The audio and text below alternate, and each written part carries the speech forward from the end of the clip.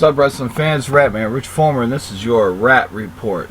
So we've been watching TNA and the past few weeks, the past probably month, and it's been all about GFW, Global Force Wrestling. For those who do not know who actually GFW is, it's Jeff Jarrett had formed a company of his own. He put all of his time, all of his money, all of his investments into this company, and has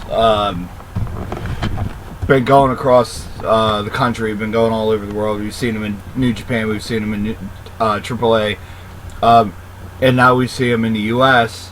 They're doing a Grand Slam tour currently on their own, and they've kind of hitched a ride on TNA and have been doing shows. I think it's a good idea for Jeff Jarrett to come out, bring his guys out, put them out there on the big stage. Let's see what they could do. Lady Tapa, we've already seen her in TNA. It's funny that she's even in TNA, and it's even funnier that Wednesday night she went up against. She was involved in a four-way match with Kong, Gail Kim, Brooke, and herself. I think it's pretty cool that her and Gail Kim actually fought, because a few years ago, Lady Tapa was Gail Kim's, I'm not sure how to say it, her personal assistant, her personal bitch, her manager, the girl that stood in the corner. Gail Kim had lost her feast or fired match, and Lady Tapa actually won hers. But when it came down to sitting at the table in the ring, it was Gail Kim, and Gail Kim also opened that briefcase, and it was a knockouts title match. Gail Kim, of course, took that title shot. It was actually Lady Tapa's. So you understand why Lady Tapa kind of has beef with Gail Kim.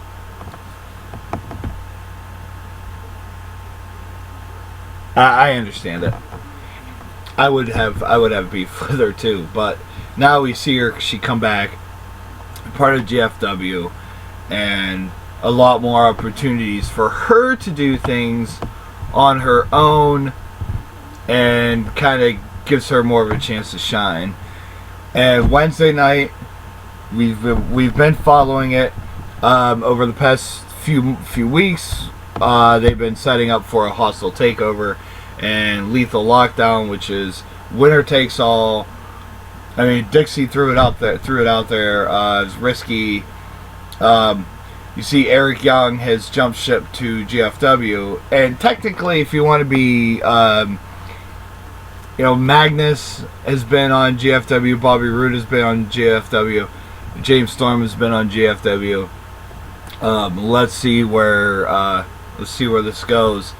The future is vast and could be. We could see something big for both of these companies. That's all I'm going to say right now. If we've already watched it, you know the outcome of it. I'm going to get to the outcome of it, but I got a whole show to do. I've been missing it past few weeks. EC3, I want to say EC3 has been taking on everybody in the independent scene. J-Rock. He's going against Raymond Rowe here in a few weeks. And these are independent shows. He defends it more independently than what he does on TNA shows. Okay, fine. You want to show how good you are. You want your champion for TNA. You want your champion to go around and do the Ric Flair. Then he could let him go around and do the Ric Flair. Ric Flair, for those of you who don't know, used to take the NWA title all over the place and defend it everywhere against everybody all over the world. It didn't matter. And he won every single match. EC3 is kind of doing the same thing, but the difference is Flair also defended on his own ground. EC3 doesn't seem to be doing that. Fine, whatever. This current thing that he's been going with, it's just ridiculous. Ridiculous. So let's just get this on. JB standing in the ring, and he's for those of you who don't know, JB used to be the personal assistant, quote unquote personal assistant of Eric Bischoff in WCW. He was just straight up knucklehead. I'm glad that he has a much bigger name now and a bigger position in the company than just Eric Bischoff's little lackey, I guess. Eric Bischoff's even gone from TNA. So, but anyway, he calls out. JB stands in the ring. You see two tables. Calls out Jeff Jarrett. Calls out Dixie Carter. They both had respective promos they cut, and then they signed off their rights to the company. They both put them both in a briefcase, and JB took the briefcase. Now, Jeff Jarrett, being the man he is, JB seems to always get the blunt of everything. Jeff Jarrett hits JB after JB said that the briefcase will be safe. He punches him. You know, I think this whole thing with Jeff Jarrett being a bad guy, I like Karen. I'm sure Karen would be she's a good person outside of the ring, but really she's sitting there like a watchdog, or like Jeff Jarrett's hired muscle. I understand you gotta stand by your man, you gotta stand by your lover. My fiance, she stands by me. She would probably be a little of the same, but I don't think she'd sit there like a dog and nipping at JP. I thought it was fucking ridiculous. So then, now the contracts are signed. Now the not the contracts, the rights to the company have been signed off by both of them. Now they're in a briefcase, and now lethal lockdown. Once it happens, the winner takes all. Winner takes full control of the company. Let's see what happens next. EC3 makes. Come on, I said this at the top of the show. EC3. This whole thing with EC3, we know he's good talent. We know that he can go in the ring. All you have to do is look him up. You want some good matches? His mentor, his teacher, J-Rock. Look for that match on YouTube. Look for this match against Raymond Rowe. EC3 in the independent scene has been making some noise. Him tag teaming with Matt Cross, who we know is Son of Havoc, and Lucha Underground. He's got something good. EC3, I'm telling you, he's definitely the future of professional wrestling. I'm not saying that he's the best of all time. I'm not saying he's the best out there right now, because I can name about 10 people who are better. But he is TNA World Heavyweight Champion. He could definitely go in the ring. We've seen it. But why bring it like that? Why do this? Why spend 10 minutes of my time standing in the ring, making Jeff Hardy come out in this ridiculous suit, looking like Rockstar Spud. It's just ridiculous. If you're going to defend the title, but let's not do this. I don't care. This is what I predict. Tigress is going to eventually turn face. It has to happen. There's no question about it. This has to happen. Just because of the persona they're giving him, and the persona that they're doing with EC3. Jeff Hardy, I see him as turning heel, and one of those two are going to be champ. Later on in the show, you see, I'm just going to go over this now. Later on in the show, you see EC3 made Jeff Hardy hit Rockstar Spud. And he says he's sorry. I understand that. But these things, this is usually how it works. All the time, this is how it works. It's like, at the beginning of the show, this whole thing with Dixie Carter and Jeff Jarrett. Every time there's tables in the ring, somebody gets beat up. Every time there's a wedding or a contract signing, somebody gets beat up. All the time. And usually somebody goes through a table. And this time JB got beat up. He only got hit once. But against Jeff Jarrett, you get the point. This same thing with EC3. Like I say, I like him in the ring. I don't like his character. I do not like EC3 character. I think they could have done something better with him, and maybe they will do something better with him later on. We know he's not a Carter. He's not any blood to the Carters. It's all kayfabe, and that's fine. But do something better with him. He's a world champion, for Christ's sake. Ric Flair never did this. Sting never did this. AJ Styles never did this.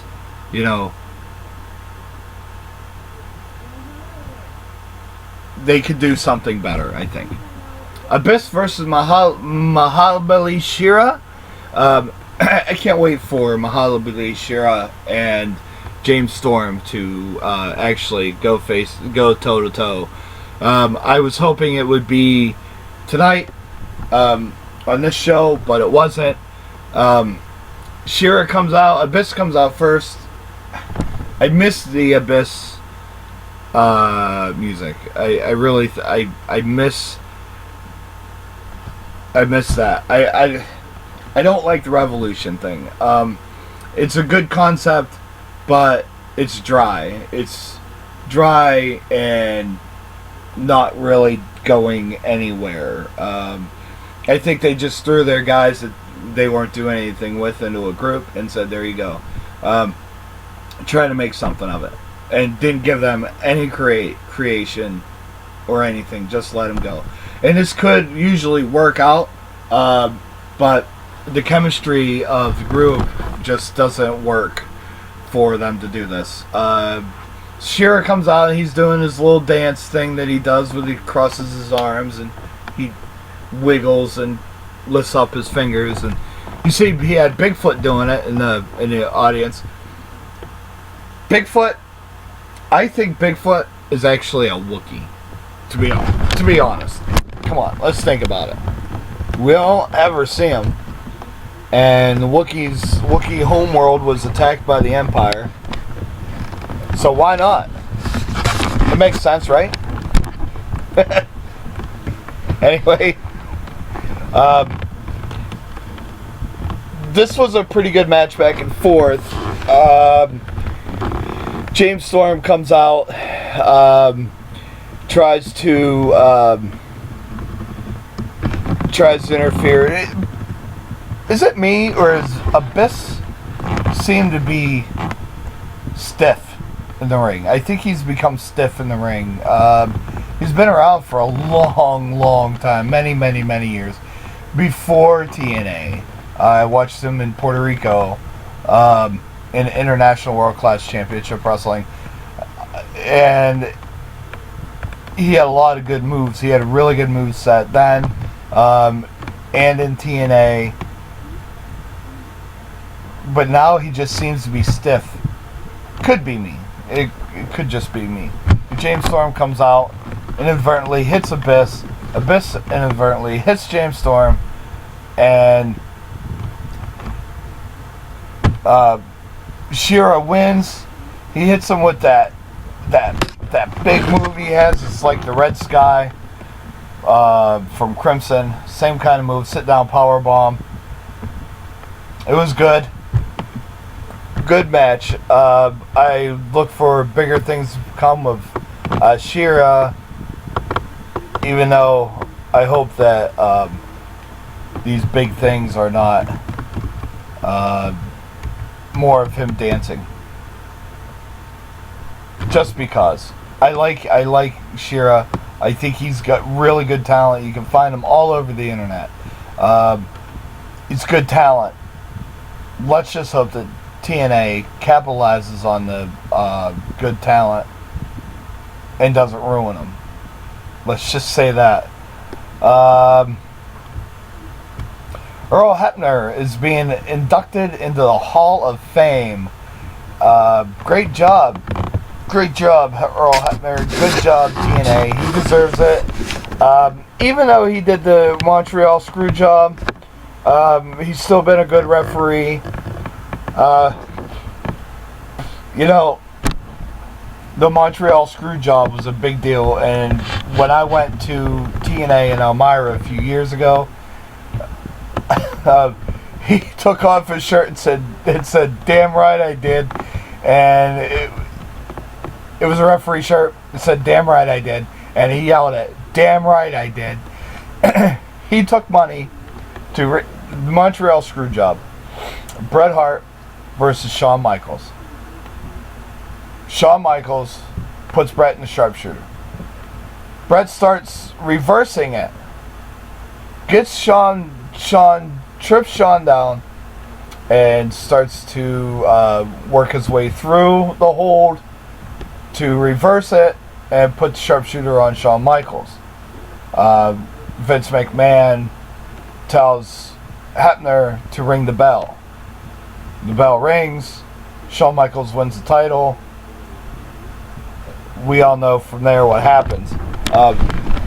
That was the Montreal screw job.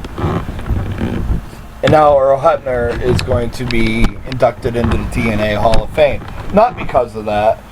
We're talking 90s when this happened, Montreal screw job. But sometimes, wrestling fans are like elephants and they don't forget.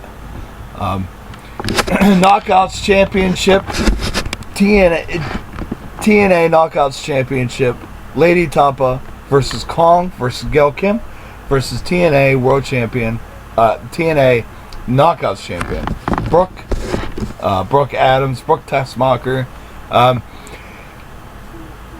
What a match. And people post out there on social media, give divas a chance. I have.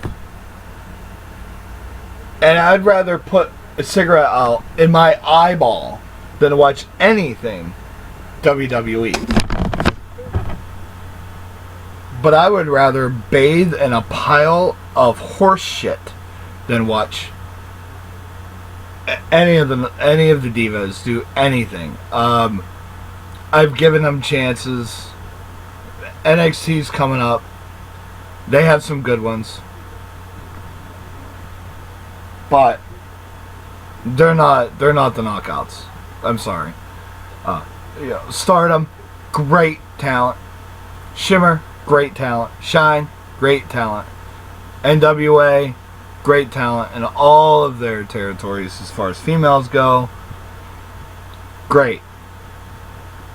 TNA Knockouts, I think that if you have a goal to go anywhere and you're a female, I would think TNA would be it.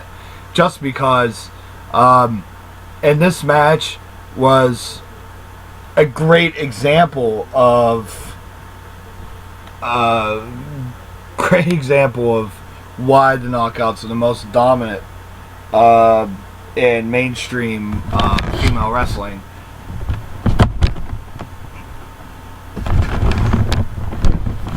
Hands down.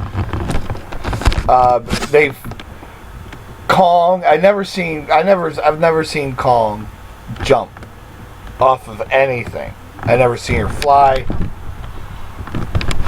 Never seen her do anything crazy like that. But she jumped from the ring apron onto Lady Tapa. And if that wasn't enough, Brooke Tessmacher or Gail Kim jumps onto Kong, knocks Kong down. They both land on Lady Tapa.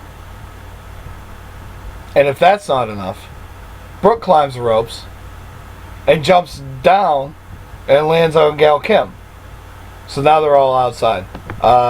Kong goes from the second rope, does a splash in the ring onto Lady Tapa.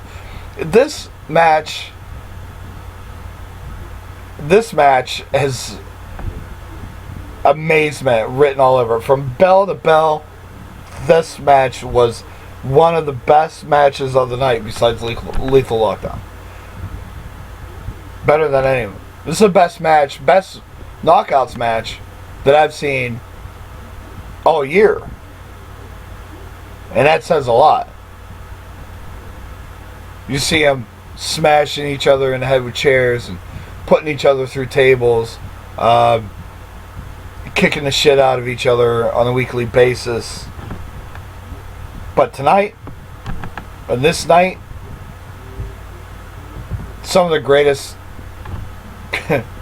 action of the night right there. They stole the show. Lethal Lockdown was awesome, but this Knockouts Championship match was top notch. I don't care what anybody says. Gail Kim wins it, makes her 5th title reign, 5th Knockouts title in TNA, but 8 in her entire career. Don't think there's anybody else out there that has held it 8 times. I have to check that. But you talk about one of the best of all time. Gail Kim is one of the best of all time. Congratulations to Gail Kim. It was a great match. I don't care what anybody says.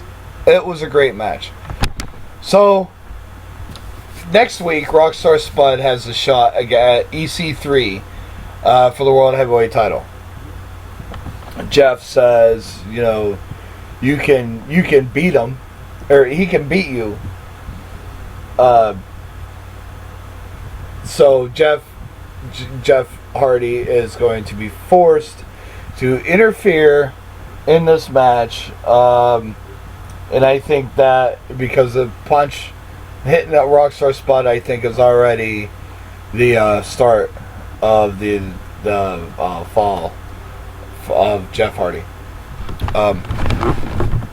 We'll see what happens, but EC3 always has to have help from Tigress or now Jeff Hardy. Let's see what happens next week. I'm going to watch it. I'm going to try to cover it. See what happens. Drew Galloway. He has been rounding people up. We never expected. We knew it was going to be 5-on-4. Sanjay Dutt, Eric Young, Brian Myers, Chris Mordetsky, and Jeff Jarrett versus Drew Galloway, Bobby Lashley, and the Wolves. Lethal Lockdown. Lethal Lockdown match starts. Starts with Davey Richards versus Sanjay Dutt. Good back and forth action. EY came in last week. It was Drew Galloway versus Chris Mordetsky for the man advantage in this match, which gave Mordetsky won, giving Team GFW the man advantage through this. Good back and forth. EY comes out next for GFW. And then Drew Galloway comes in for TNA. Brian Myers, Lashley, and Chris Mordetsky. Eddie Edwards, Jeff Jarrett. Lethal Lockdown has begun. The roof hasn't dropped yet. So, who's going to be the fifth man on Team TNA? And then the music hits. I am a huge fan of Bram. Bram had been arrested recently for choking out his girlfriend in their apartment.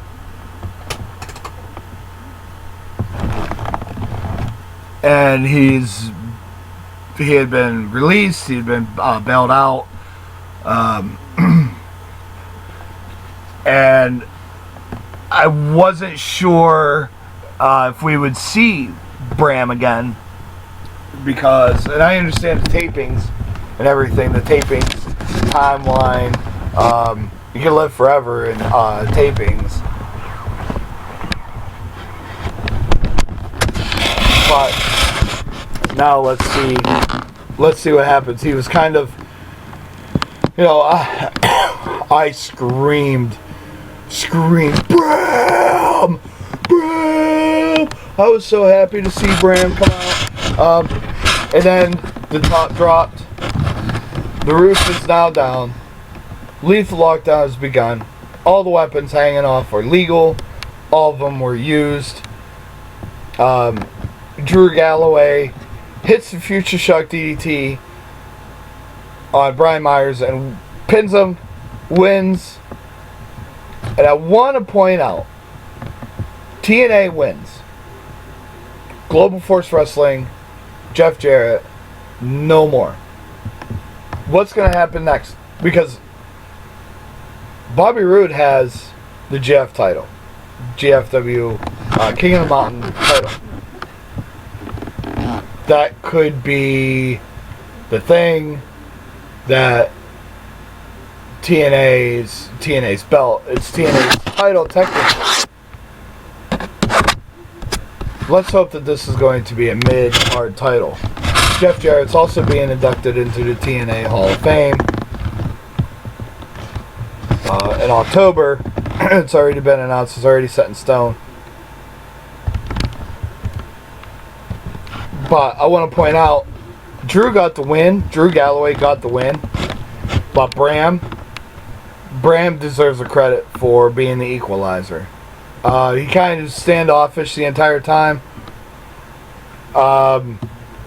He kind of, at the same time, he was kind of putting himself, to be standoffish. Dixie, she congratulated everybody, and then she just kind of paused him and says thank you, or whatever she says to Bram. I think Bram deserved more credit than that. But Bram is kind of a loner. He's like Stone Cold Steve Austin, where he's more of a loner. Except, I think Bram is a badass. More of a badass than Stone Cold. And Stone Cold is one of the biggest badasses of all time. Let's see what happens next. Like I say, Jeff Jarrett's inducted into the TNA Hall of Fame at Bound for Glory. Is going to be the induction ceremony with Earl Hebner. I'd like to see what happens next. Let's see what happens next week. Keep your eyes open for next week. Next week's going to be good. I'm not a fan of the hostile takeover. I'm not a fan of the invasion angles where two groups have to fight each other. I'm not big on that. But I am big on the independents. And Jeff Jarrett's Global Force Wrestling is an independent show. independent company, owned and operated by Jeff Jarrett, and Jeff Jarrett alone, and his wife. Bringing them into TNA was a good idea. It was a really good idea. It brought them into the bigger scene. Those who are just, TNA fans, but they don't know who, say, Brian Myers is, or Trevor Lee is. These Jeff Jarrett brings them forward, puts them out there on the big stage, and people get to know who they are now. Most of the people are just looking at these guys being like, who are they? We don't know who these guys are. But they're big names in the independent scene. Do your research on these guys. Check out every one of them. Sanjay Dutt, we all know from ROH, from TNA, from all over the world. We all know Eric Young. Brian Myers, Chris Mordetsky used to be Chris Masterson in WWE. Not a big fan of him. Him or his deformed boobs. Scott D'Amore. There's look up GFW roster, GFW wrestling, and you can learn everything you need to know about these guys. Great talent, great shows, and a huge future for Global Force Wrestling. So, this is the Rat Man, Rich Fulmer. I'm going to cut it off here. I'm going to post this, get this posted before the weekend's up. We'll try to do it tomorrow. This is the Rat Man, Rich Fulmer, and this is your Rat Report.